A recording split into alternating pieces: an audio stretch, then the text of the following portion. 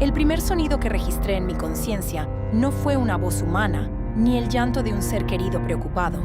Fue un pitido, un sonido agudo, sintético, rítmico y completamente desprovisto de emoción. Pip. Una pausa que parecía durar una eternidad flotando en un océano oscuro. Pip. Otra pausa. Cada pulsación de ese ruido mecánico era un martillazo en el interior de mi cráneo. Una señal de que mi cuerpo, de alguna manera incomprensible, seguía funcionando en este plano de la existencia. El olor llegó poco después. Era una mezcla invasiva y estéril de amoníaco, yodo secándose sobre piel humana y el aroma peculiar del plástico limpio que cubre las bandejas de comida que nadie se come. Intenté tragar saliva, pero mi garganta se sentía como si estuviera recubierta de papel de lija molido. La simple acción de mover la lengua desencadenó una onda expansiva de dolor que bajó por mi cuello y explotó en mi pecho, recordándome brutalmente que estaba encerrado en un caparazón de carne rota. Los recuerdos del accidente no regresaron como una película coherente, sino como fotografías estroboscópicas, iluminadas por relámpagos en medio de una tormenta, los faros cegadores de un camión invadiendo mi carril, el sonido del metal crujiendo, un lamento metálico que parecía el grito de un monstruo moribundo, el cristal del parabrisas estallando en 1.000.000 de diamantes mortales que volaban hacia mi rostro en cámara lenta, el impacto cinético que me arrebató el aire de los pulmones, el sabor a cobre caliente llenando mi boca, y luego, el abismo. Una nada absoluta y silenciosa. Me tomó un esfuerzo monumental simplemente separar los párpados. Sentía como si estuvieran pegados con resina.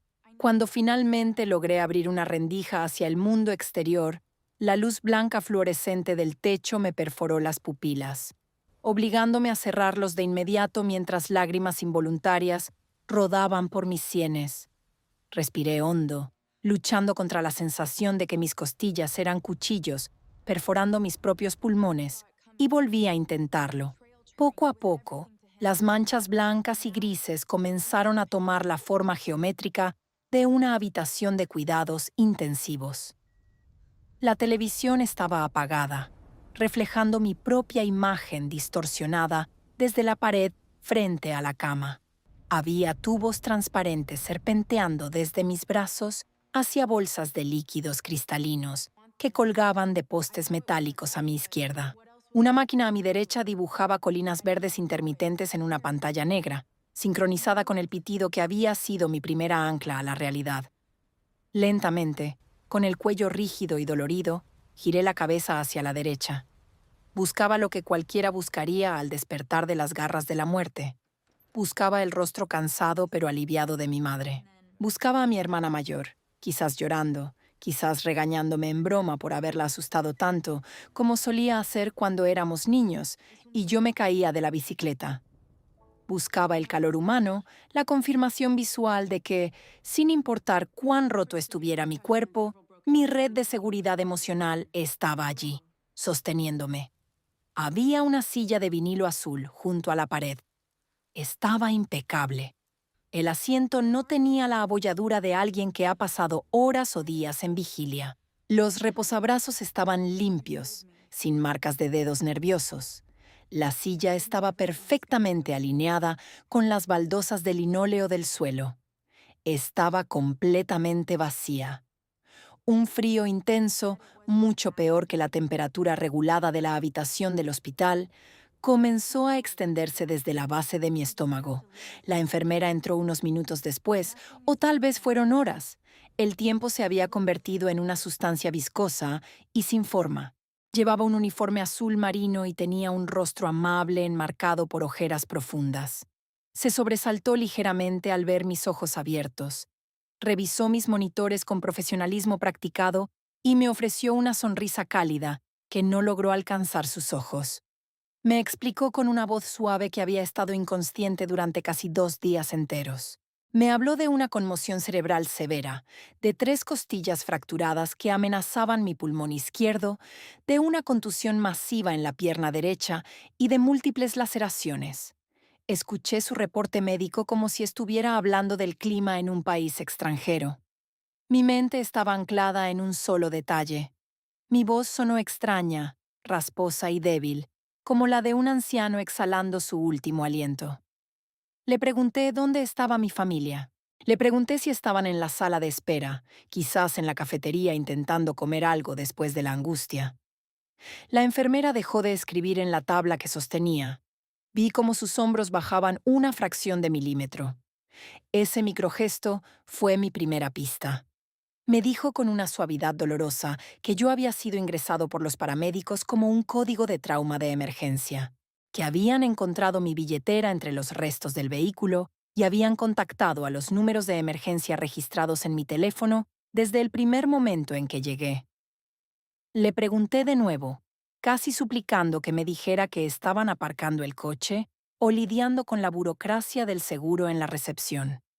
Ella me miró con una mezcla de lástima profesional y una incomodidad palpable. Me informó que, efectivamente, habían logrado comunicarse con mi hermana apenas 2 horas después del accidente, que le habían explicado la gravedad de mi situación, que le habían dicho en qué hospital estaba y en qué unidad me encontraban ingresado. Pero nadie había venido. En 48 horas de incertidumbre médica, donde mi vida colgaba de un hilo delgado y frágil, la silla azul de vinilo no había recibido a un solo visitante. La mente humana en crisis es una máquina brillante y desesperada para generar negación. Mientras la enfermera me ajustaba la dosis de analgésicos a través de la vía intravenosa, yo ya estaba construyendo un castillo de justificaciones lógicas. El choque narcótico inundó mis venas, adormeciendo el dolor agudo de mis costillas, y usé esa neblina química para pintar un cuadro menos desolador. Mi madre seguramente estaba demasiado frágil emocionalmente para soportar ver a su hijo menor conectado a máquinas de soporte vital. Sí, debía ser eso. Habría sufrido un ataque de pánico y el médico de la familia le habría recetado reposo absoluto.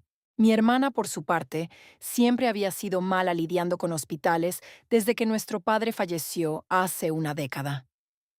El olor a antiséptico la paralizaba. Estarían coordinando todo desde la distancia. Estarían llamando constantemente al escritorio de las enfermeras para recibir actualizaciones cada media hora. Seguro el hospital tenía restricciones de visitas por ser la unidad de cuidados intensivos y yo simplemente no conocía el protocolo. Con esa frágil red de mentiras consoladoras tejida sobre el cráter de mi abandono, me dejé arrastrar nuevamente por el sopor de los medicamentos. El pitido del monitor cardíaco volvió a ser mi única compañía en la oscuridad blanca de la habitación. Desperté nuevamente en lo profundo de la noche. El hospital en la madrugada es un ecosistema alienígena. Las luces de los pasillos están atenuadas a un tono ámbar crepuscular. Los sonidos son furtivos. El roce de las suelas de goma de los zapatos ortopédicos contra el linóleo pulido. El zumbido de baja frecuencia del sistema de ventilación central. Un gemido apagado de dolor proveniente de alguna habitación distante. El traqueteo de un carrito metálico con medicamentos rodando de una estación a otra. Estaba completamente inmovilizado. El dolor había traspasado la barrera de la morfina, presentándose como una presión constante y sorda que latía al unísono con mi corazón. Intenté mover mi brazo izquierdo para alcanzar el vaso de plástico con agua que descansaba sobre la mesa rodante, pero la distancia parecía calcularse en kilómetros en lugar de centímetros. La sed era abrumadora, una sequedad que me agrietaba los labios, pero no presioné el botón rojo con la silueta de una enfermera. No quería ser una carga. No quería molestar a los extraños que estaban manteniéndome con vida, cuando la gente que compartía mi sangre no consideraba mi supervivencia digna de interrumpir su rutina. Miré hacia la ventana a mi izquierda. Las persianas estaban ligeramente abiertas, revelando un rectángulo de cielo nocturno oscuro, sin estrellas, manchado por la contaminación lumínica de la ciudad.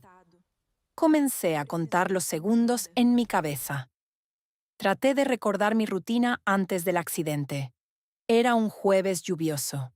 Regresaba a casa después de una reunión exhaustiva con los clientes de la firma.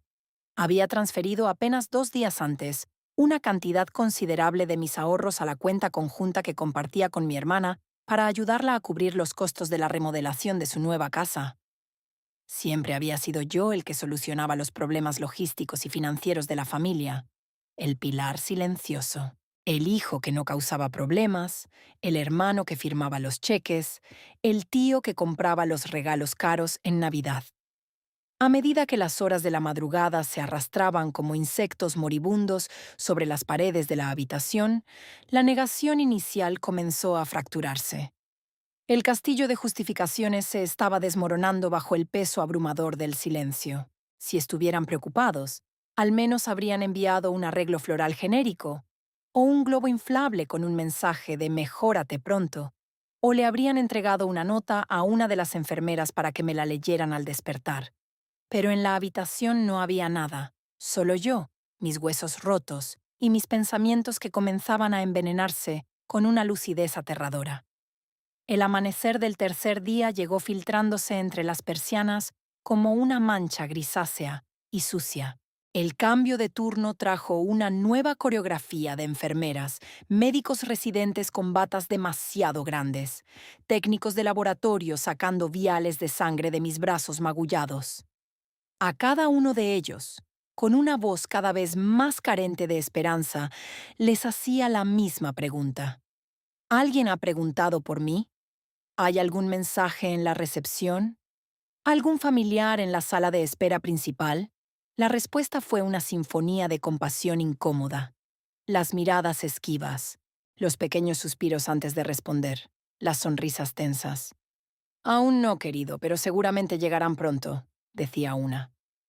El tráfico en la ciudad está terrible hoy, mentía otro de manera piadosa, sin saber que ya me habían dicho lo mismo el día anterior. La trabajadora social del hospital, una mujer de unos 50 años con gafas de montura gruesa y una mirada que había visto demasiadas tragedias humanas, se sentó al borde de la silla de vinilo azul a media mañana. Tenía una carpeta en su regazo. Me miró directamente a los ojos y, con una voz suave pero carente de condescendencia, desmanteló el último bloque de mi negación. Me explicó que el hospital tenía políticas estrictas, que habían llamado a mi hermana 2 veces al día desde el accidente para darle actualizaciones de mi estado de coma inducido inicial y de mi evolución, que en la última llamada, ocurrida la tarde del día anterior, mi hermana había respondido de manera apresurada, afirmando que estaba en medio de una reunión importante de trabajo, que agradecía la actualización, que confiaba en el criterio médico del hospital y que pasaría por allí cuando tuviera un hueco en su agenda o cuando hubiera novedades reales que requirieran su firma. Las palabras resonaron en la habitación estéril como campanas fúnebres. Cuando tuviera un hueco en su agenda, cuando requiriera su firma.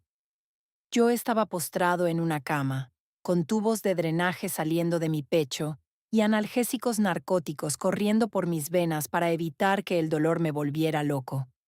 Y mi familia estaba organizando su agenda, probablemente deliberando sobre el tono de la pintura para la sala de estar que yo mismo había financiado.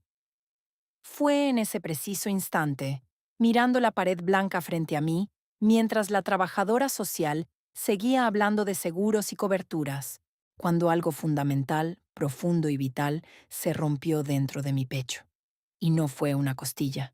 Fue el cordón umbilical invisible que me había mantenido atado a un concepto de familia que solo existía en mi imaginación. El dolor abrumador de la traición y la orfandad en vida me envolvió como una manta de plomo. Quería llorar, quería gritar hasta rasgarme las cuerdas vocales, quería arrancar las vías intravenosas de mis brazos y arrastrarme por el pasillo hasta encontrar la puerta de salida para escapar de esa humillación. Pero no hice nada de eso. Cerré los ojos.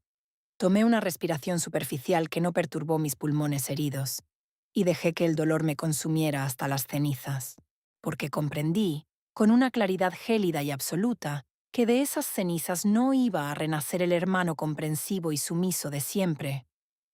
De esa cama de hospital iba a levantarse un fantasma, Y los fantasmas, cuando regresan de la muerte, rara vez lo hacen para perdonar. Cuando la trabajadora social abandonó la habitación, el silencio que dejó a su paso tenía una textura diferente. Ya no era el silencio expectante del enfermo que aguarda la llegada inminente de sus seres queridos. Era un silencio denso, opresivo, definitivo. Era el sonido de una tumba sellada desde el exterior, el zumbido de la máquina dispensadora de líquidos y el ritmo sintético de mi propio corazón en el monitor dejaron de ser ruidos de fondo para convertirse en los únicos testigos de mi metamorfosis. La tarde del tercer día se arrastró por la habitación con una lentitud agónica. Observaba cómo el rectángulo de luz grisácea que se filtraba por la persiana se desplazaba milímetro a milímetro por la pared de enfrente, midiendo el tiempo no en horas, sino en la acumulación de verdades insoportables. El dolor físico, ese fuego lacerante en mis costillas y el latido punzante en mi pierna destrozada, comenzó a retroceder a un segundo plano. No porque las heridas estuvieran sanando mágicamente, sino porque un dolor infinitamente más vasto y profundo había tomado el control absoluto de mi sistema nervioso. Era un dolor frío, un vacío existencial que se expandía desde el centro de mi pecho hacia cada extremidad. Estaba experimentando el duelo, pero un duelo perverso y antinatural. Estaba llorando la muerte de mi familia, a pesar de que todos ellos seguían respirando, caminando y agendando reuniones en el mundo exterior. Estaban muertos para mí, o peor aún, me di cuenta de que yo siempre había estado muerto para ellos. Durante esas horas interminables de inmovilidad forzada, mi mente, sin otra cosa en la que ocuparse, se convirtió en una sala de autopsias. Coloqué sobre la mesa de acero frío de mi memoria cada interacción, cada Navidad, cada crisis familiar de los últimos 15 años, y comencé a diseccionarlas con la precisión cruel de un bisturí forense. Ya no había lugar para las excusas piadosas o la ceguera voluntaria. Quité las capas de justificación romántica sobre el amor incondicional de la sangre y examiné el tejido enfermo de nuestra dinámica. Recordé el funeral de mi padre. Recordé a mi madre desmoronándose teatralmente mientras mi hermana hiperventilaba en los brazos de su entonces prometido. Recordé quién fue el único que no lloró en público porque estaba demasiado ocupado firmando los cheques de la funeraria, coordinando el servicio de catering, gestionando el traslado del cuerpo y asegurándose de que las cuentas bancarias no fueran congeladas antes de que pudieran pagar la hipoteca. Fui yo. Yo era la infraestructura invisible que mantenía el escenario en pie para que ellas pudieran interpretar sus dramas.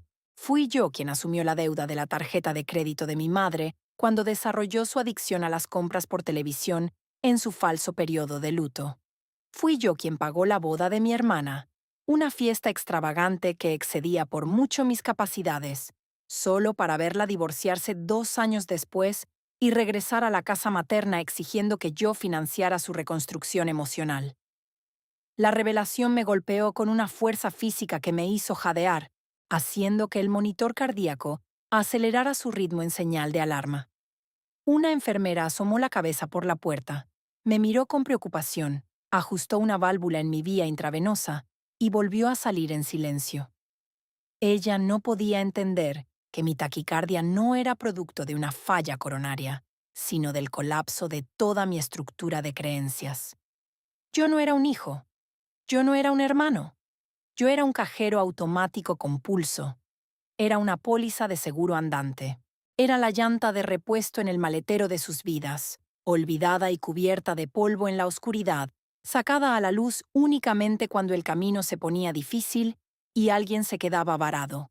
Una vez que el vehículo volvía a funcionar, me arrojaban de vuelta a la oscuridad sin una segunda mirada. La autopsia mental continuó adentrándose en la noche del tercer día. Mi respiración se volvió más lenta, más profunda, a medida que la ira cruda y candente comenzaba a destilarse en algo mucho más peligroso. Una claridad absoluta.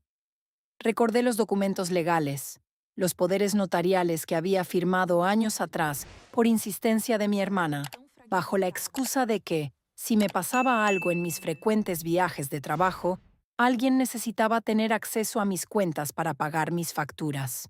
Recordé mi póliza de seguro de vida, engordada deliberadamente para garantizar que mi madre tuviera un retiro digno, donde mi hermana figuraba como la beneficiaria principal, con el mandato moral, nunca legal, de cuidar de la anciana.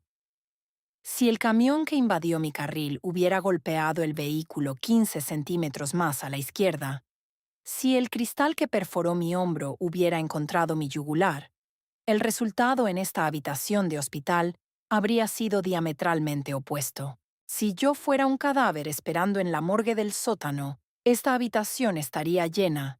Mi hermana habría cancelado todas sus reuniones. Habría llegado corriendo por el pasillo, exigiendo hablar con el médico principal, llorando con lágrimas perfectas para la audiencia de enfermeras compasivas. Hubiera reclamado mis pertenencias. Hubiera buscado mi billetera ensangrentada no para aferrarse a una foto mía, sino para asegurar mis tarjetas de crédito y mi identificación. Habrían organizado un funeral hermoso, habrían recibido las condolencias de nuestros conocidos, alabando lo unidos que éramos, y a la semana siguiente estarían sentadas en la oficina del corredor de seguros, planeando cómo gastar el dinero de mi ausencia permanente. La ironía de mi situación me arrancó una risa seca y rasposa que rasgó mi garganta lastimada. El sonido asustó al paciente de la habitación contigua. Me estaban abandonando precisamente porque estaba vivo. Estaba vivo, pero roto, lo cual me convertía en una carga. No había un cheque que cobrar por una conmoción cerebral y costillas fracturadas. Solo había facturas médicas, la incomodidad de visitar a un enfermo que huele a yodo y la potencial obligación de tener que cuidarme si mi recuperación se volvía lenta. Al confirmar que mis lesiones, aunque graves, no eran terminales y que el hospital se estaba haciendo cargo, calcularon fríamente que su presencia no generaba ningún retorno de inversión. Así que simplemente me borraron de su calendario. El amanecer del cuarto día llegó, pero la luz que entró por la ventana no trajo consuelo, sino una iluminación implacable. Cuando abrí los ojos, sentí que algo fundamental había cambiado en mi fisiología. Ya no tenía miedo. Ya no sentía lástima por mí mismo. La desesperación suplicante del primer día y el dolor desgarrador del segundo habían sido reemplazados por un estado de hipervigilancia clínica. El médico residente pasó a primera hora de la mañana con su séquito de estudiantes. Me examinaron palpando mis costillas con manos frías, revisando las pupilas con pequeñas linternas cegadoras. Escuché sus voces como si hablaran bajo el agua. El médico me informó que la inflamación en mi cerebro estaba cediendo más rápido de lo esperado, que mis signos vitales eran fuertes y que mi cuerpo estaba demostrando una resiliencia asombrosa. Me felicitó con una sonrisa profesional, ignorando por completo el abismo vacío en mis ojos. Me dijo que si seguía evolucionando así, pronto me quitarían los drenajes y comenzarían a evaluar la posibilidad de trasladarme a cuidados intermedios o incluso discutir una alta temprana con atención domiciliaria. Atención domiciliaria. Las palabras flotaron en el aire. ¿Quién me daría atención domiciliaria? ¿Mi hermana, que no podía encontrar un hueco en su agenda para confirmar si yo seguía respirando? ¿Mi madre, cuyas manos artríticas apenas podían sostener el control remoto del televisor mientras gastaba mi dinero? En ese instante, la semilla de hielo en mi estómago floreció y echó raíces profundas en cada rincón de mi ser. Las lágrimas que no había derramado se congelaron en mi interior, formando una armadura impenetrable. Observé al médico, y por primera vez desde el accidente, mi voz sonó firme, clara, desprovista del temblor de la debilidad. Le pregunté exactamente cuáles eran los protocolos de seguridad de la información del paciente. Le pregunté si alguien, sin mi consentimiento expreso, podría acceder a mi historial médico, a mi pronóstico o a mi fecha de alta. El médico parpadeó, sorprendido por el repentino cambio en mi tono. Parecía como si hubiera estado hablando con un animal herido y asustado, y de repente el animal se hubiera levantado, revelándose como un depredador calculando la distancia para saltar.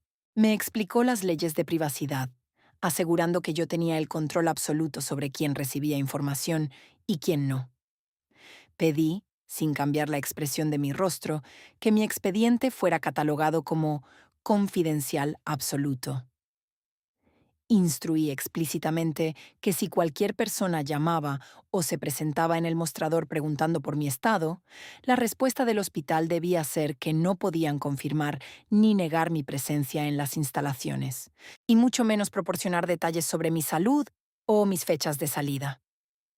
El médico asintió lentamente, anotando la orden en su tableta electrónica con una mirada de comprensión silenciosa.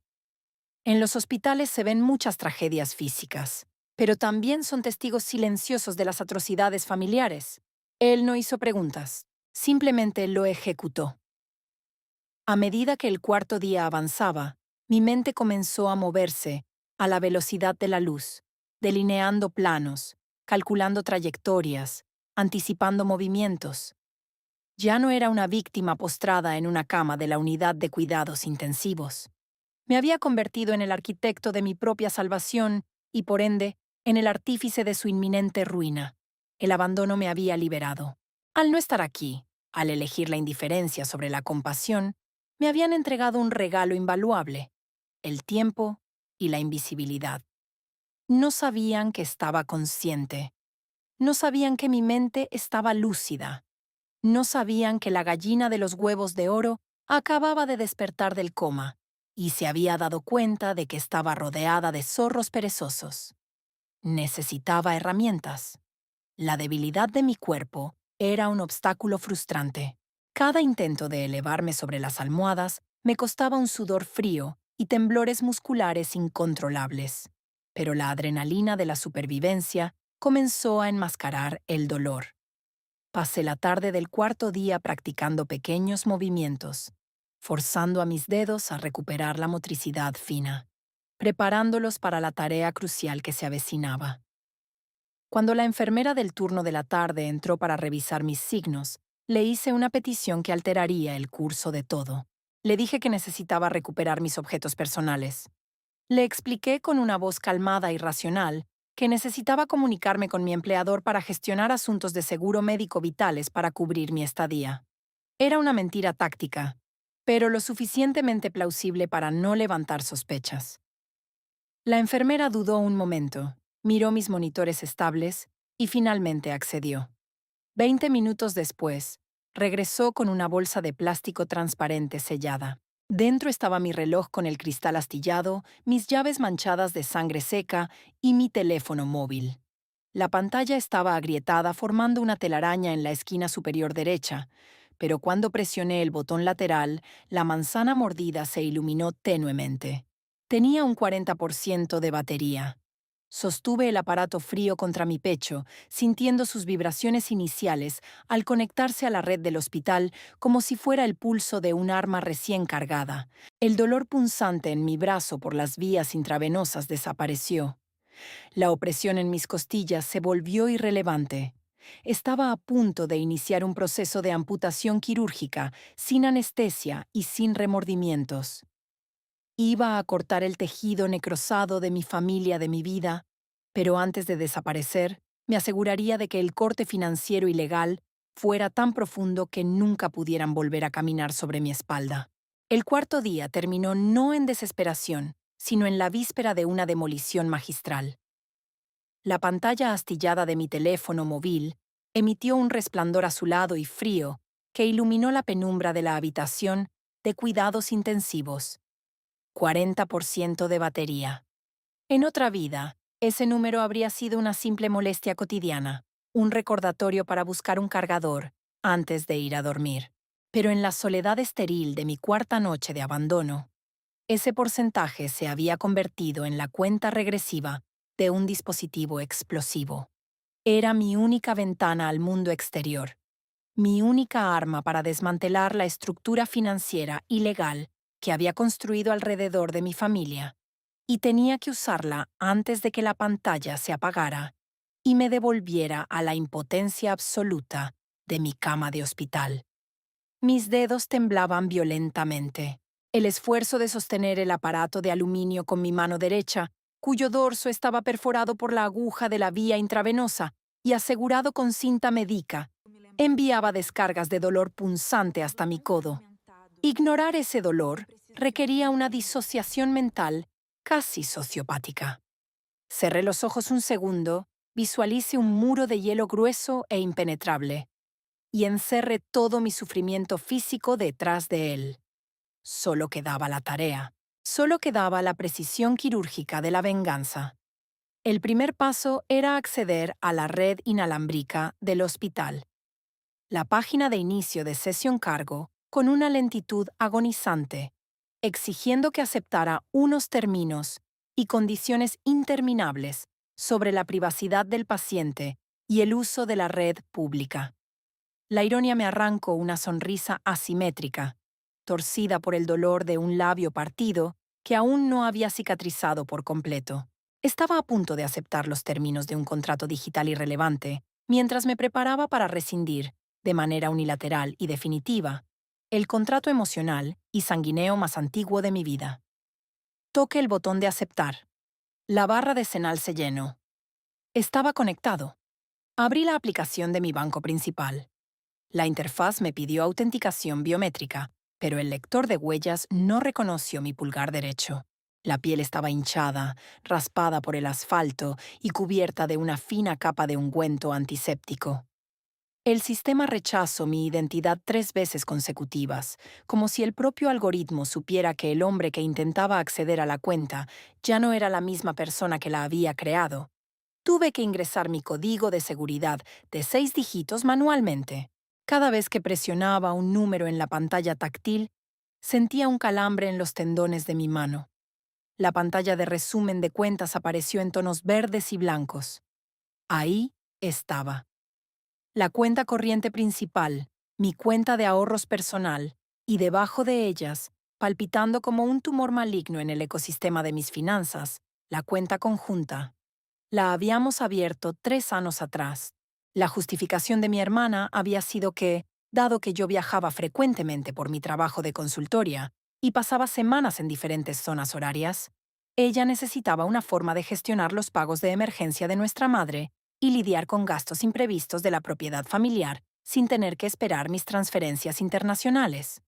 En su momento, me pareció una muestra de confianza lógica y madura. Ahora, iluminada por la luz fluorescente de mi aislamiento, la cuenta conjunta se revelaba como lo que siempre había sido: un grifo abierto directamente a la vena de mi esfuerzo, del cual ella bebía a voluntad.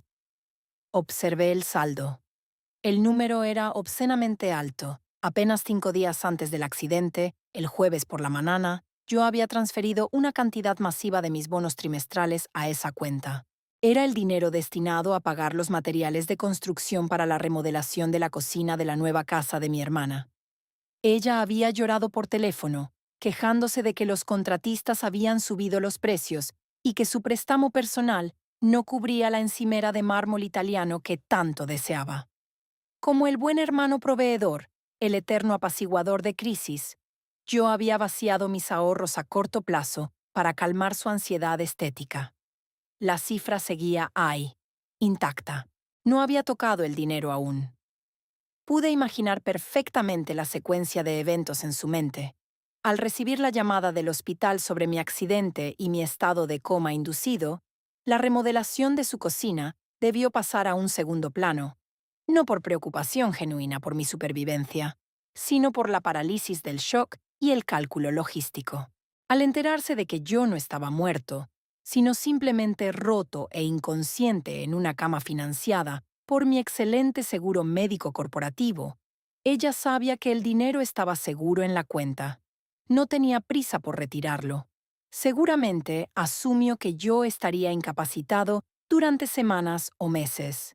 Tiempo de sobra para que ella administrara esos fondos a su antojo. Quizás incluso desviando una parte para justificar supuestos gastos médicos que jamás pagaría. Respiré profundamente, sintiendo la fricción de mis costillas fracturadas contra el vendaje de compresión. Seleccione la opción de transferencia. Origen. La cuenta conjunta. Destino. Una cuenta de corretaje privada, completamente separada, que había abierto hace años con un banco diferente y de la cual nadie en mi familia tenía conocimiento. Era un refugio financiero que había mantenido inactivo por pura pereza administrativa. Ahora se convertiría en mi caja fuerte e inexpugnable. Escribí el monto total de la cuenta conjunta hasta el último centavo. El sistema me mostró una pantalla de advertencia indicando que transferir la totalidad de los fondos dejaría la cuenta en ceros y podría generar cargos por saldo mínimo. Ignoré la advertencia con un toque despectivo en la pantalla. El banco me envió un mensaje de texto con un código de verificación de 6 dígitos para autorizar un movimiento de capital tan inusualmente grande en la madrugada. La notificación apareció en la parte superior de mi pantalla. Ingrese los números 8, 0, 3, 2, 9, 1. Presione confirmar. La pequeña rueda de carga giró en el centro de la pantalla durante 3 segundos que parecieron dilatar el tiempo y el espacio. La red del hospital vaciló un instante. Mi corazón latía tan fuerte que el monitor a mi lado comenzó a registrar una elevación en mi presión arterial. Y entonces, la pantalla cambió. Transferencia exitosa. Nuevo saldo. 0.00. Una sensación de euforia helada, purificadora y absoluta inundó mi pecho. Fue como si un ancla de toneladas de plomo se hubiera desprendido de mi cuello y hubiera caído al abismo.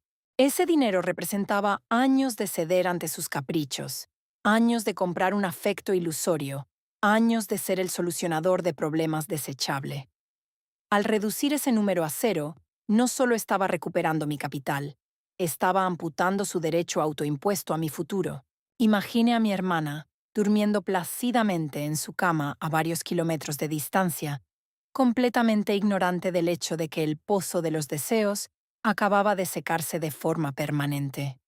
Pero vaciar la cuenta conjunta era apenas el calentamiento. Era un ataque táctico menor en comparación con el verdadero campo de batalla legal. La batería de mi teléfono había bajado al 32%. El tiempo apremiaba. Salí de la aplicación bancaria y abrí el navegador web. Tenía que lidiar con la póliza de seguro de vida y el testamento. Tecleé la dirección del portal de mi aseguradora con una torpeza desesperante, equivocándome en varias letras y teniendo que usar la tecla de retroceso repetidas veces. Mis ojos ardían por la fatiga y la falta de sueño, y los analgésicos que me habían administrado horas atrás estaban comenzando a perder su efecto, permitiendo que las punzadas de dolor agudo treparan por mis piernas y mi caja torácica. Apreté la mandíbula hasta que me dolieron las raíces de los dientes y continué tecleando. El portal de la aseguradora era un laberinto burocrático diseñado específicamente para dificultar cualquier cambio rápido. Navegué a través de múltiples menús desplegables buscando la sección de gestión de beneficiarios. Cuando finalmente la encontré, la página me mostró la información que yo mismo había ingresado con orgullo y sentido de la responsabilidad 5 años atrás. Beneficiaria primaria. Mi hermana, designada para recibir el 80% de la suma asegurada, con la condición verbal y moral de que utilizara una parte sustancial para garantizar el cuidado y alojamiento de nuestra madre hasta el final de sus días. Beneficiaria secundaria. Mi madre, con el 20% restante para sus gastos personales. Mirar sus nombres escritos en letras negras sobre el fondo blanco de la pantalla me produjo náuseas. Había tasado mi propia vida. Había puesto un precio a mi propia muerte. Y se lo había entregado en bandeja de plata a 2 personas que no podían encontrar tiempo en sus agendas para venir a ver si yo seguía respirando después de ser triturado en un amasijo de metal y cristal. Si yo hubiera muerto en ese asfalto, ellas habrían cobrado una suma que les habría permitido vivir con un lujo obsceno durante décadas. Habrían llorado en el funeral vestidas con ropa de diseñador pagada con mi sangre, y luego habrían continuado con sus vidas, aliviadas de que el hermano, problemáticamente vivo, se hubiera convertido en un cheque gloriosamente muerto. Seleccioné el icono de edición junto al nombre de mi hermana. El cursor parpadeó al final de su apellido. Conecte cada presión de la tecla de borrado con un recuerdo doloroso. Borre una letra por la vez que me llamo egoísta por no querer cancelar mis únicas vacaciones entre sanos para ayudarla a mudarse de apartamento. Borre otra letra por la vez que olvido mi cumpleaños y luego me pidió dinero prestado al día siguiente sin siquiera disculparse. Borre otra letra por el silencio absoluto de esta habitación de hospital. Borre, borre, borre, hasta que su nombre desapareció por completo del campo de texto, dejando un espacio en blanco inmaculado. Hice lo mismo con el nombre de mi madre, la mujer que me dio a luz, la mujer que siempre miro hacia otro lado cuando mi hermana me explotaba, la mujer cuya pasividad cómplice era tan tóxica como el parasitismo activo de su hija. Su nombre se desvaneció en el vacío digital de la misma manera que su preocupación materno se había desvanecido ante la realidad de mi tragedia. El formulario exigía un nuevo beneficiario para guardar los cambios. No iba a dejar el campo vacío. No iba a darle al Estado la satisfacción de quedarse con el producto de mi trabajo. En la casilla del nuevo beneficiario principal, escribí el nombre de una fundación internacional dedicada a la investigación de enfermedades pediátricas raras. Una organización anónima, eficiente y dedicada a salvar vidas de niños que sí eran amados por sus familias, pero que habían sido traicionados por su genética. Asigne el 100% de los beneficios a esa entidad. Confirme la transacción. La póliza se actualizó. Mi muerte ya no sería su billete de lotería. Mi muerte, si llegaba a ocurrir, sería un acto de filantropía pura del cual ellas no verían ni un solo centavo, ni un solo documento, ni un solo reconocimiento. El nivel de batería cayó al 25%. La tarea final y la más crítica de todas aún estaba pendiente. El poder notarial. El poder legal que mi hermana poseía era una bomba de tiempo. Era un documento redactado de manera amplia y peligrosa que le otorgaba autoridad absoluta para tomar decisiones médicas y financieras en mi nombre si yo quedaba incapacitado. Si ella decidía aparecer por el hospital mañana, y algún médico negligente sugería que mi estado cognitivo estaba comprometido por la conmoción cerebral, ella podría usar ese documento para tomar el control de mis cuentas, autorizar mi traslado a un centro de rehabilitación de bajo costo para ahorrar dinero, o peor aún, comenzar a liquidar mis activos bajo la excusa de gestionar mi patrimonio durante mi convalecencia. Tenía que neutralizar esa amenaza antes de que saliera el sol. No podía simplemente hacerlo a través de una aplicación móvil. Requería la intervención del mundo real. Requería a mi abogado. Abrí la aplicación de correo electrónico corporativo. La luz de la pantalla parecía ahora un cuchillo clavándose en mis pupilas dilatadas. El cansancio era tan profundo que sentía que mis órganos internos pesaban el doble, tirando de mi cuerpo hacia el colchón de aire de la cama de hospital. Inicié un nuevo mensaje dirigido a Julian, el abogado principal de la firma de consultoría para la que trabajaba. Julian no era un amigo cercano, pero era un depredador legal implacable, un hombre que respiraba contratos y exhalaba litigios. Era el tipo de individuo que respetaba la eficiencia fría por encima de las emociones humanas, exactamente lo que yo necesitaba en ese momento. En el campo del asunto, escribí con letras mayúsculas: urgencia médica extrema, revocación de poderes, confidencialidad absoluta.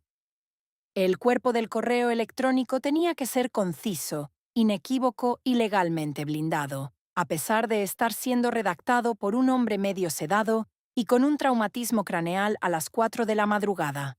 Escribí con lentitud, asegurándome de que cada palabra fuera una barrera infranqueable. Julian, sufrí un accidente automovilístico grave hace 4 días. Estoy ingresado en la unidad de cuidados intensivos del Hospital General Metropolitano, habitación 412.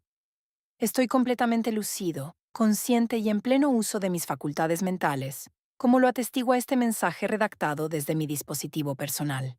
Te escribo con carácter de extrema urgencia para ordenar la revocación inmediata, absoluta e irrevocable de cualquier poder notarial, médico, financiero o legal previamente otorgado a mi hermana.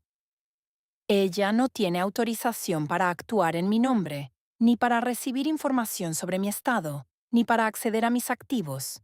Necesito que redactes el documento de revocación formal a primera hora de la mañana. Necesito que traigas a un notario público a mi habitación de hospital lo antes posible para firmarlo físicamente y legalizarlo. Esto es una cuestión de seguridad patrimonial y personal prioritaria. Nadie, absolutamente nadie en mi familia, debe saber sobre este movimiento ni sobre tu visita. El personal del hospital tiene órdenes estrictas de privacidad. Diles que eres mi representante legal corporativo. Confirma recepción de este correo en el momento en que lo leas. Prepárate para actuar de inmediato. Releí el texto 2 veces. Era frío. Era paranoico. Era perfecto. No había espacio para malas interpretaciones. No había ruegos emocionales. Solo instrucciones ejecutivas dictadas desde el precipicio de la muerte. Presione enviar. El icono del sobre de papel voló hacia la parte superior de la pantalla y desapareció, cruzando la ciudad dormida para aterrizar en la bandeja de entrada del hombre que se encargaría de sellar mi tumba financiera para siempre. La batería marcaba el 15%. El medidor se puso en rojo, como si el teléfono estuviera sangrando junto conmigo. Bajé el brazo, dejando que el aparato descansara sobre mi estómago, cubierto por la bata de hospital. La habitación estaba sumida en un silencio sepulcral, interrumpido únicamente por el suspiro rítmico de la máquina de ventilación de la habitación vecina. Afuera, a través de las rendijas de las persianas, el cielo nocturno comenzaba a perder su negrura profunda, adoptando un tono púrpura magullado que anunciaba la llegada inminente del amanecer. El quinto día estaba a punto de nacer. Me había llevado menos de una hora de esfuerzo agónico demoler la estructura de 15 años de sumisión financiera y emocional. Acababa de desheredar a mi sangre. Acababa de cortar la línea de suministro vital de la que dependía el estatus social y la comodidad de mi hermana. Acababa de levantar un muro legal que la dejaría rebotando en el exterior, confundida e impotente, cuando finalmente decidiera que era conveniente venir a revisar los restos de su hermano. La fatiga finalmente rompió mis defensas. El dolor de las costillas y de la pierna izquierda regresó con una venganza feroz. Ahora que la adrenalina de la ejecución táctica comenzaba a disiparse de mi torrente sanguíneo. Me dolía cada respiración, cada parpadeo, cada latido del corazón. Pero bajo ese manto de agonía física había una serenidad inmensa, una paz glacial y aterradora. Había entrado a este hospital como una víctima pasiva de un accidente de tráfico y de una familia parasitaria. Estaba amaneciendo en este quinto día como un sobreviviente, un hombre que había quemado su propio barco para asegurarse de que nadie más pudiera navegar en él. Escondí el teléfono móvil debajo del muslo de mi pierna derecha, la que no estaba rota, asegurándome de que quedara oculto bajo el peso de las mantas para cuando llegara la enfermera del turno matutino. No quería que vieran el dispositivo y cuestionaran mi descanso. Necesitaba que pensaran que había pasado la noche durmiendo, sanando, siendo un buen paciente dócil. Cerré los ojos justo cuando el primer rayo de sol tímido y pálido se filtraba por la ventana, trazando una línea de polvo flotante en el aire esterilizado de la habitación. El pitido del monitor cardíaco parecía haber cambiado de tono. Ya no era el metrónomo de mi sufrimiento. Ahora sonaba como el tic-tac de una bomba que yo mismo había plantado bajo los cimientos de la vida de mi familia.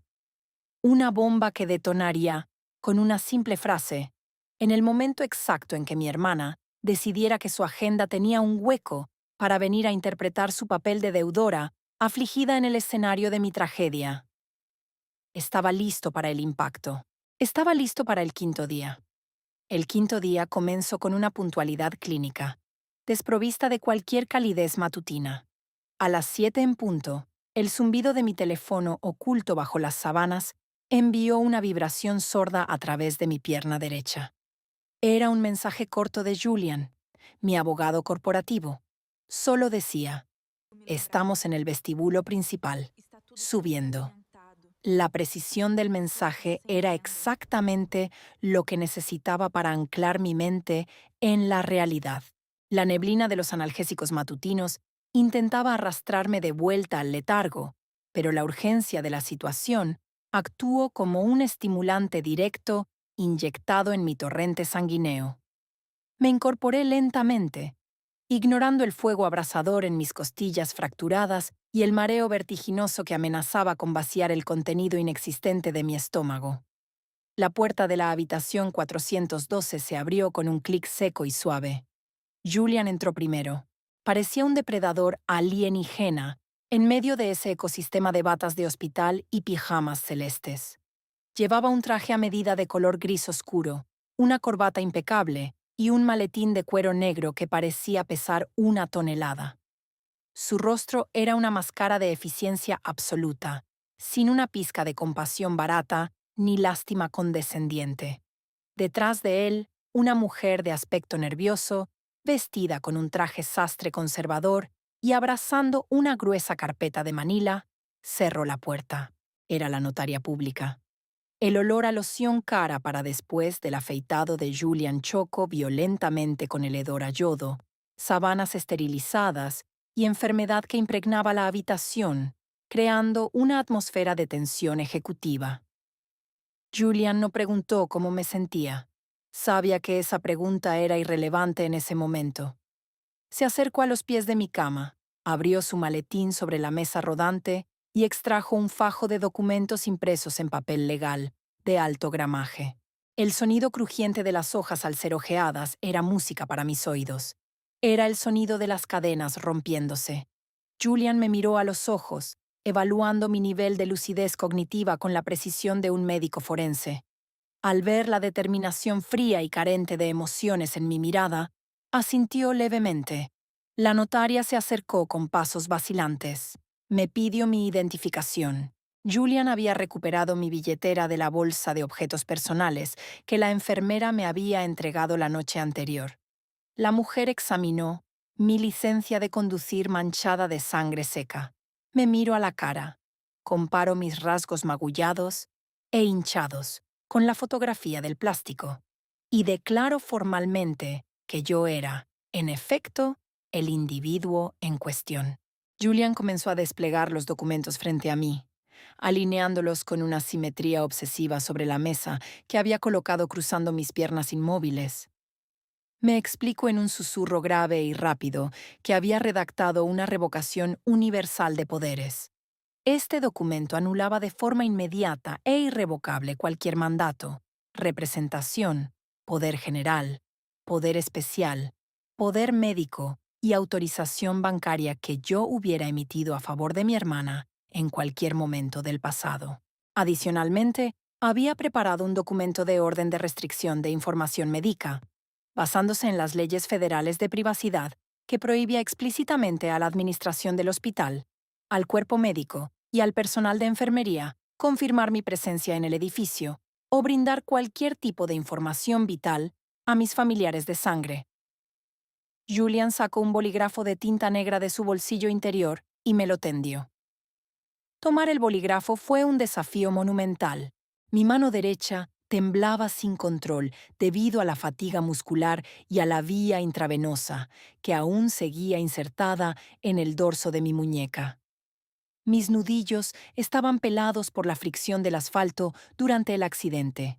Apreté el cilindro metálico entre mis dedos adormecidos y posicioné la punta sobre la línea de puntos impresa en el papel. La primera firma fue un garabato tembloroso, una abstracción de mi nombre real. El dolor punzante en mi brazo subió por mi hombro y se clavó en mi nuca. Cerré los ojos, tomé aire por la boca para no perturbar mis costillas y firmé la segunda hoja con más firmeza. Luego la tercera, la cuarta. Por cada hoja que firmaba, visualizaba una puerta cerrándose en la cara de mi hermana.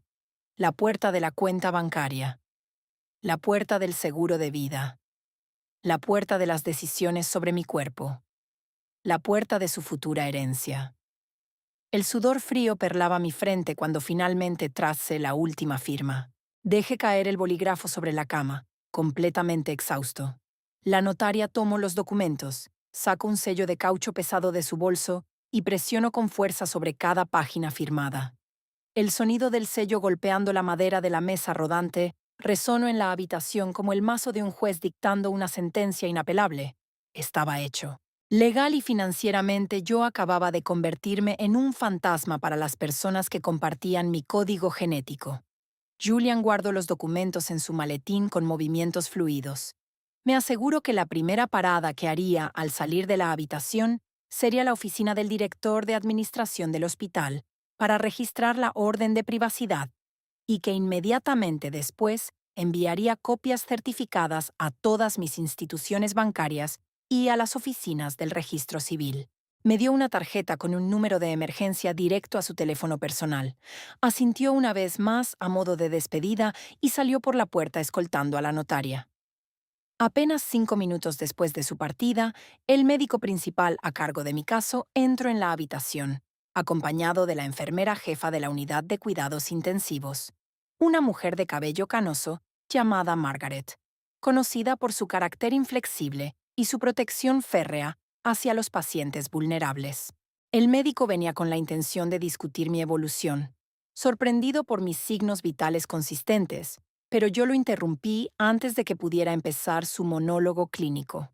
Con una voz que no admitía discusión, le informé que acababa de procesar documentos legales de privacidad extrema con mi abogado. Le exigí que se me concediera el estatus de paciente confidencial de inmediato. Le pedí que me desconectaran de los monitores no esenciales, que me quitaran las vías que ya no fueran vitales y que prepararan mi traslado a una ala privada y restringida del hospital bajo un seudónimo o, en su defecto, que procedieran con una alta voluntaria bajo mi propio riesgo, documentando que yo contrataría servicios de enfermería privada en un lugar no revelado. El médico intentó protestar, argumentando que mi cuerpo aún necesitaba supervisión por el riesgo de una hemorragia interna tardía, pero Margaret, la enfermera jefa, intervino. Ella había visto a Julian entregar los documentos en el mostrador central de la unidad de cuidados intensivos minutos antes. Ella había leído la restricción. Margaret comprendió instantáneamente que no se trataba de una crisis médica, sino de una huida estratégica de una situación doméstica peligrosa. Apoyo mi petición. En menos de una hora, la maquinaria del hospital se movió con una rapidez inusual.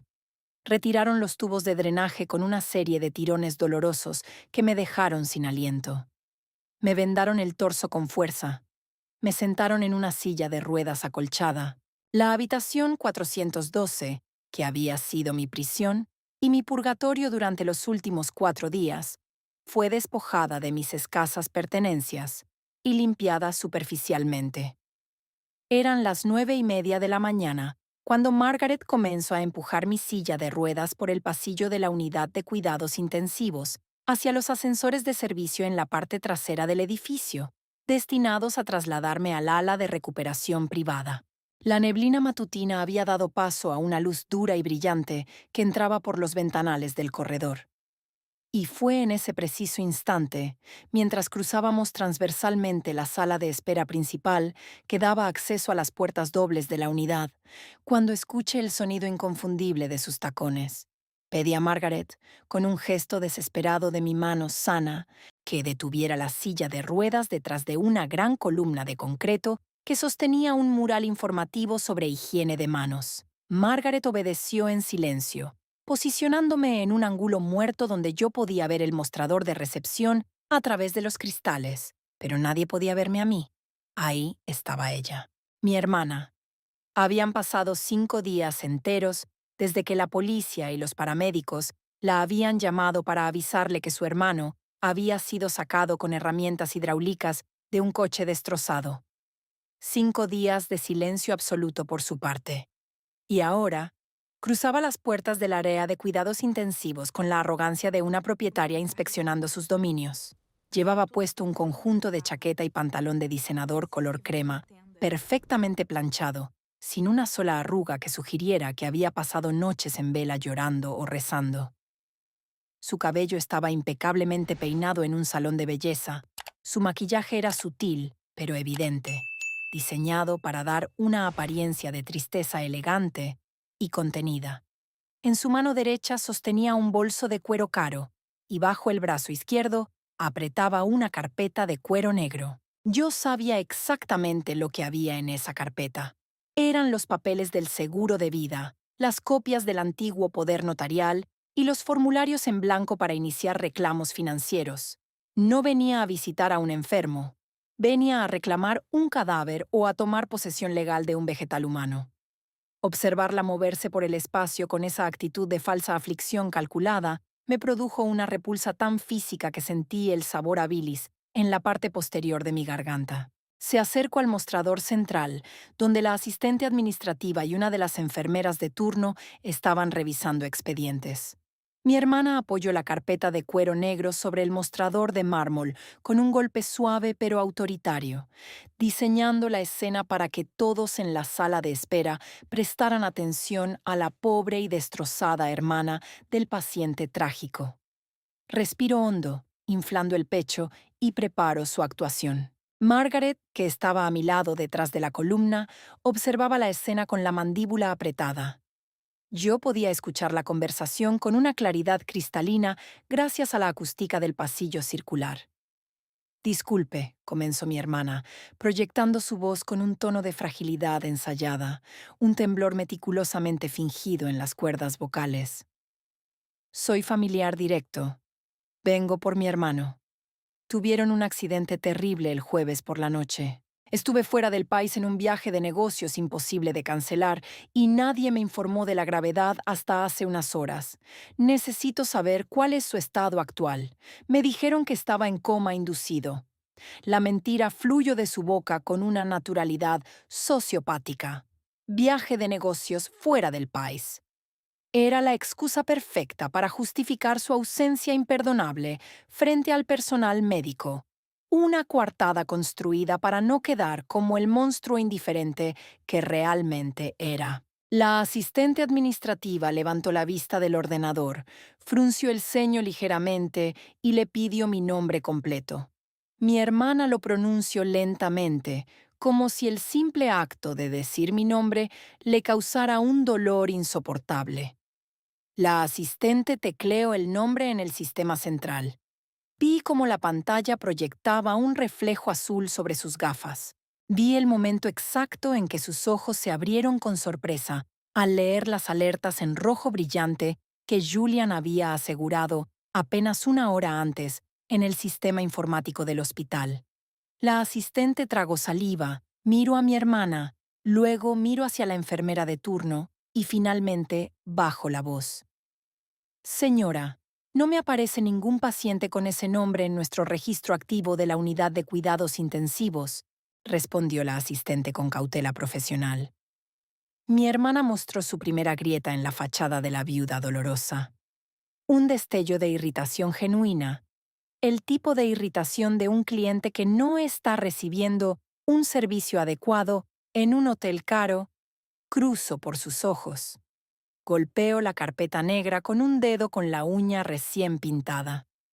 Tiene que estar bromeando, replicó mi hermana, elevando el volumen y dejando caer la fragilidad fingida. Me llamaron de este maldito hospital hace 5 días. Me dijeron que estaba en la habitación 412 con politraumatismos graves. No puede simplemente haber desaparecido. Mire, entiendo que estén ocupados, pero soy su apoderada legal. Tengo los documentos aquí mismo. Traigo los formularios del seguro de vida y el poder notarial para hacerme cargo de sus bienes en caso de incapacidad permanente. ¿Ya lo dieron de alta? ¿Lo trasladaron a la morgue? ¿Si falleció? Necesito firmar el certificado de defunción ahora mismo para liberar las cuentas bancarias antes del fin de semana. El banco me exige el acta original. La crudeza de sus palabras congeló el aire alrededor del mostrador de recepción. Había soltado la máscara demasiado pronto. La desesperación por acceder al dinero había superado su intento de parecer una familiar preocupada. No pregunto si yo estaba sufriendo. No pregunto si tenía secuelas cerebrales. Su única preocupación era si yo ya era un cadáver certificable para poder ir al banco antes de que cerraran sus oficinas el viernes por la tarde, o si ya había sido dado de alta para interceptar mi recuperación y controlar mis gastos. La enfermera de turno, que había estado a cargo de cambiar mis sueros la noche anterior y me había visto llorar en silencio bajo la luz de la luna, se acercó al mostrador. Tenía en su mano un archivo de papel con un sello rojo gigante que decía «Restringido». Ella conocía la historia completa. Ella había visto la habitación vacía durante días. Ella había visto a Julian llegar esa misma mañana. La enfermera se colocó frente a mi hermana. No había ni un gramo de empatía en su postura. Era la postura de un soldado defendiendo una frontera. Miro fijamente los ojos calculadores de mi hermana. Luego miro la carpeta de cuero negro que contenía las herramientas de mi sumisión pasada y tomo una respiración profunda. Margaret, a mi lado, detuvo por completo mi silla de ruedas. Ambos contuvimos el aliento. El momento había llegado. El impacto balístico de toda la planificación nocturna estaba a punto de colisionar con la realidad de mi hermana. «Usted pregunta si su hermano ya fue dado de alta», dijo la enfermera, con una voz tan plana, fría y carente de indulgencia que pareció bajar la temperatura de toda la sala de espera. Mi hermana asintió afirmativamente, ya con una pluma en la mano, lista para firmar lo que fuera necesario para tomar el control, ya sea de mis cenizas o de mi cuenta de ahorros inmovilizada. La enfermera no parpadeó. No se movió un milímetro. Soltó la frase con la precisión de un verdugo bajando la palanca de la guillotina. «Señora», respondió la enfermera, «su hermano despertó del coma hace 4 días. Estuvo completamente lucido y abandonado en esa habitación, esperando a que usted apareciera. Esta misma mañana se marchó de esta unidad caminando bajo su propio pie, escoltado por su equipo de abogados corporativos, tras revocar absolutamente todos los poderes legales que usted tiene en esa carpeta, vaciar las cuentas conjuntas y dejarnos una orden federal estricta de que si usted aparecía preguntando por su herencia, le informáramos que su nombre ya no existe en ningún registro vital, financiero o legal de su vida. Usted no tiene hermano. Ahora, por favor, abandone el hospital antes de que llame a la seguridad para escoltarla por violación a la privacidad del paciente». El silencio que siguió a esa frase no fue una simple ausencia de ruido. Fue un vacío absoluto. Fue el sonido de un universo entero implosionando. Mi hermana se quedó helada, literalmente petrificada. La pluma que sostenía en la mano derecha se deslizó entre sus dedos flacidos y cayó sobre el mostrador de mármol con un tintineo agudo que rompió el silencio. Su boca se abrió ligeramente, pero ningún sonido salió de su garganta. El color huyó de su rostro con una rapidez alarmante, dejando su piel con un tono gris ceniza bajo el maquillaje perfecto. Sus ojos se movieron de la enfermera a la asistente, buscando desesperadamente algún indicio de que aquello era una broma cruel, un error administrativo monstruoso. Pero no había burla en los rostros del personal médico. Solo había un asco profundo y silencioso hacia la mujer que estaba frente a ellas. Vi cómo el pecho de mi hermana comenzaba a subir y bajar erráticamente. Estaba hiperventilando. La maquinaria de su mente trataba de procesar la destrucción simultánea de todas sus redes de seguridad.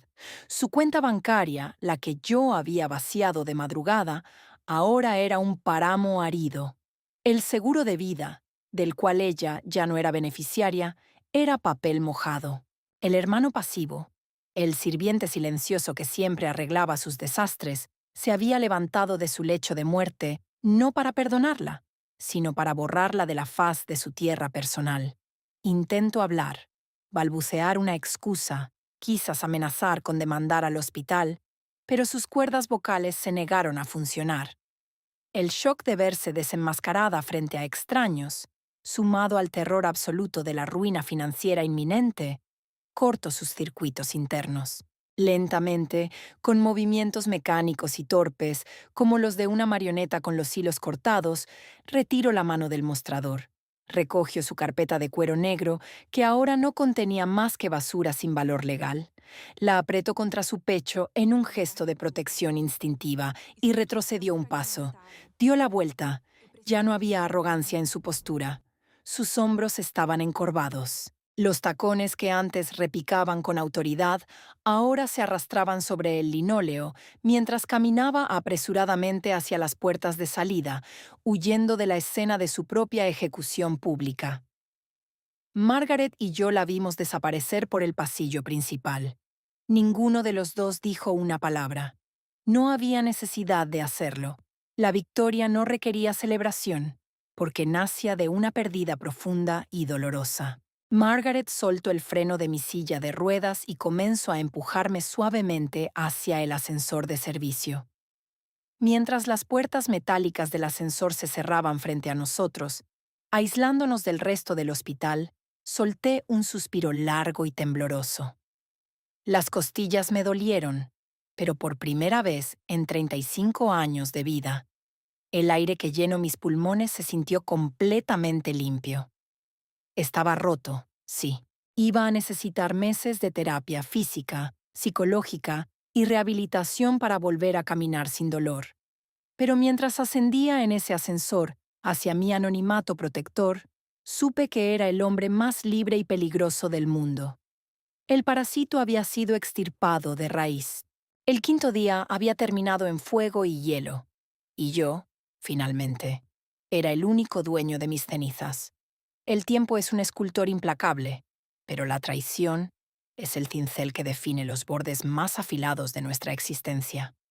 Las semanas que siguieron a mi salida secreta del hospital no transcurrieron en el calendario convencional de días y noches, sino en una métrica de dolor físico crudo y de reconstrucción mental absoluta. Me instalé en una clínica de rehabilitación privada ubicada en las afueras de la ciudad, un lugar rodeado de pinos altos y oscuros que parecían centinelas protegiendo mi recién adquirida soledad. El lugar olía a cera para pisos, a madera limpia y a café recién hecho, un contraste abrumador con el olor a yodo y desesperación de la unidad de cuidados intensivos. Ali, bajo el seudónimo legal que Julian había arreglado, comenzó el proceso agónico de volver a unir las piezas de un cuerpo y un alma que habían sido pulverizados. Aprender a caminar de nuevo a los 35 años es una lección de humildad brutal. Las barras paralelas del gimnasio de fisioterapia se convirtieron en mi nuevo mundo. Cada vez que intentaba apoyar el peso de mi cuerpo sobre la pierna izquierda, la pierna que el acero del coche había intentado amputar, un relámpago de agonía pura me subía desde el talón hasta la base del cráneo. Sudaba a mares, apretaba los dientes hasta saborear la sangre de mis propias encias, y a veces mis rodillas simplemente cedían, dejándome caer sobre las colchonetas de espuma con un gemido sordo. El fisioterapeuta, un hombre gigantesco y silencioso, me observaba sin lastima, esperando a que yo mismo me levantara. En esos momentos de humillación física en el suelo del gimnasio, mi mente viajaba invariablemente hacia ellas. Pensaba en mi hermana y en mi madre. Usaba el recuerdo de la silla azul vacía en el hospital como un combustible fósil inagotable. Cada gramo de debilidad que sentía en mis músculos lo quemaba en la hoguera de mi resentimiento, transformándolo en energía cinética para dar el siguiente paso. Ellas me habían dejado tirado metafóricamente. Yo no me iba a permitir quedar tirado literalmente.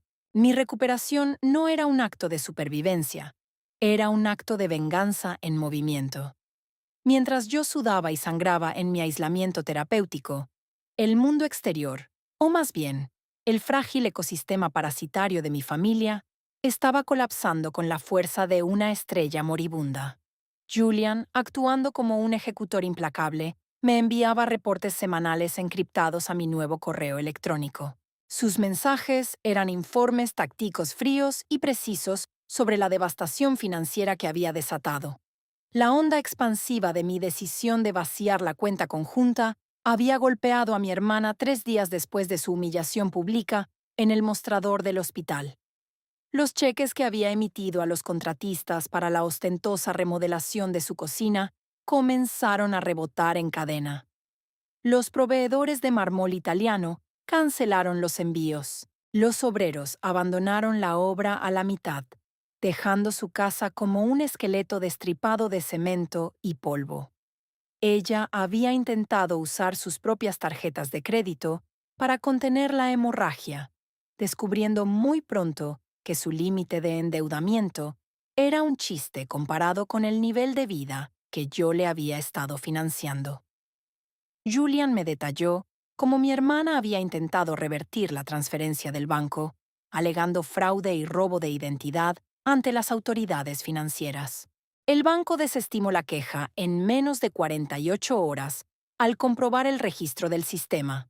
La transferencia había sido autorizada desde mi propio dispositivo móvil, con mis contraseñas biométricas y claves de seguridad, confirmando que el dinero siempre fue mío y que el movimiento era legalmente inatacable.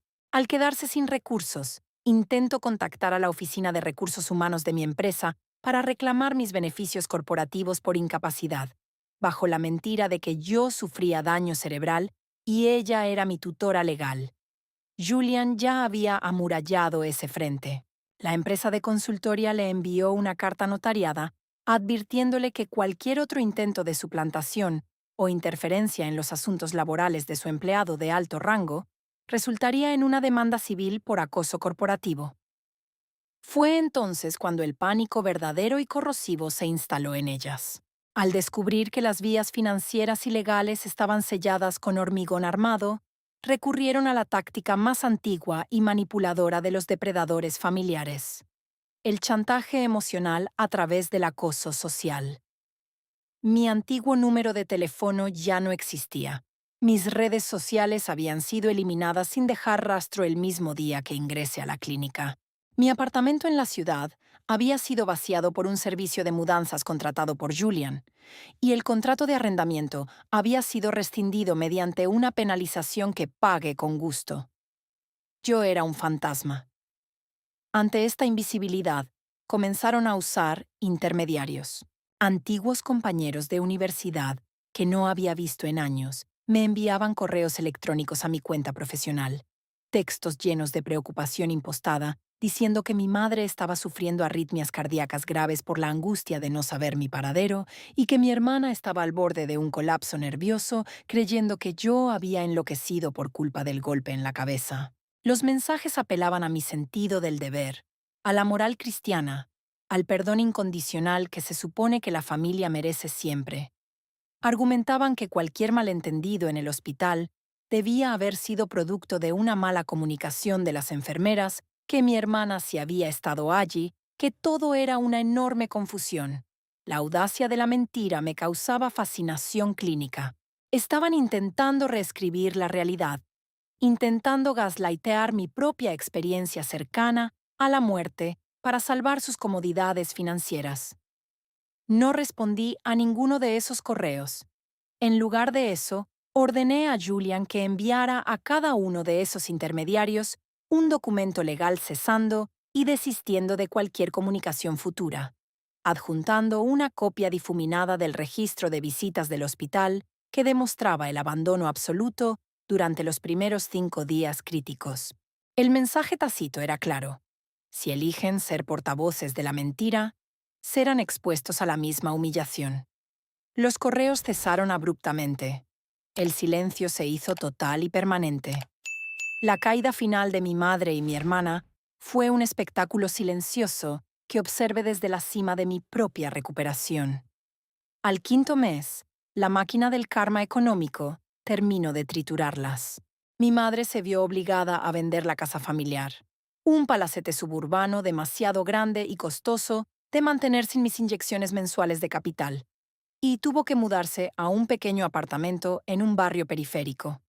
Mi hermana, agobiada por las deudas de su fallida remodelación y su incapacidad para sostener sus hábitos de consumo, tuvo que declararse en bancarrota personal, perdiendo no solo la casa, sino también la custodia principal de su ego social. Su círculo de amigas construido sobre la base de viajes costosos y cenas pagadas por el hermano invisible, se evaporó en el aire en cuanto ella no pudo pagar la cuenta del club campestre. Recibieron exactamente lo que ellas me habían dado en mi lecho de muerte: la nada absoluta, la indiferencia del universo ante su sufrimiento autoinfligido. Hoy, un año después del accidente, estoy sentado frente al enorme ventanal de mi nueva casa. Está en una ciudad diferente, en un estado diferente, frente a una línea costera donde el océano gris choca violentamente contra las rocas oscuras. Es invierno. El viento aúlla contra el cristal térmico con una fuerza primordial, pero yo estoy caliente y a salvo en el interior. Mi pecho izquierdo está atravesado por una enorme cicatriz púrpura, una red de líneas gruesas que marca el lugar donde los cirujanos tuvieron que abrirme para evitar que mis costillas perforaran mi pulmón. Cuando respiro profundamente, cuando el aire frío entra en mis pulmones, la cicatriz tira un poco, recordando el precio pagado por mi libertad. Ya no cojeo. Mis piernas son más fuertes de lo que jamás fueron. Mi mente es un faro de precisión impenetrable.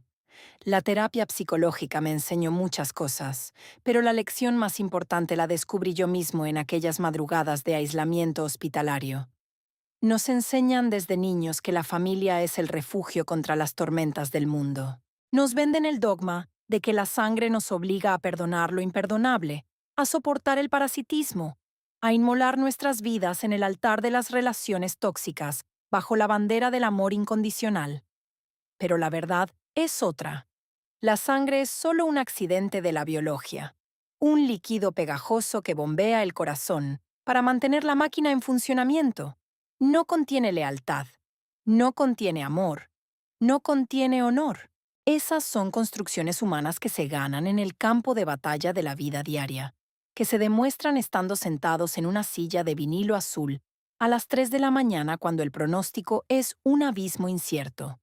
Ellas eligieron no sentarse en esa silla. Eligieron la agenda de la superficialidad sobre la vigilia de la supervivencia. Y al hacerlo, cortaron ellas mismas el tejido de nuestra historia. Yo solo me encargué de cauterizar la herida para que no volvieran a infectar mi sistema. Miro la pantalla negra de mi teléfono móvil descansando sobre la mesa de caoba. No vibra. No recibe llamadas de números ocultos. No alberga mensajes de chantaje emocional. Ha estado silencioso desde hace meses.